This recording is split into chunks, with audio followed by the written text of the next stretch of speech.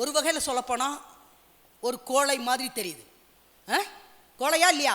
நான் எம்மாத்திரம் தாழ்வு மனப்பான்மை, என்னை மக்கள் நம்ப மாட்டாங்க, அதுவும் ஒரு தாழ்வு மனப்பான்மை. அது மாத்திரம் இல்லை, எனக்கு பேச்சு திறமையே இல்லைன்னு சொல்கிறாரு, அதுவும் ஒரு தாழ்வு மனப்பான்மை.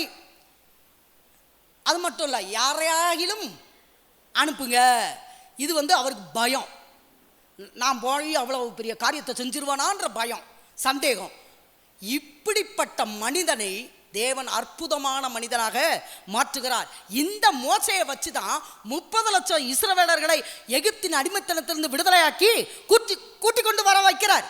எப்படி ஆள் மாறினார்? மோசை எப்படி மாறினார்னா, தேவன் திரும்ப திரும்ப பேசுறாரு, நான் உன்னோடு கூட இருப்பேன். என்ன சொல்றாரு? முதல்ல நான் உன் கூட இருப்பேங்கிறாரு. அது மாத்திரம் இல்லை, நீ ஒரு கோலை போடு, அதை நான் பாம்பா மாத்துறேன், நான் தான் உன்னை அனுப்புனேன்னு பார்வோன் நம்புவான். உன்னை நம்புறதுக்கு நான் நம்ப வைக்கிறேன், நீ மட்டும் நான் சொல்றத செய்யின்னு சொல்லி அவர் மோசையோட கூட இருந்து மோசே மூலம் தேவன் நிறைய அற்புதம் செய்கிறார். மோசே மூலம் நிறைய அற்புதம் செய்கிறார்.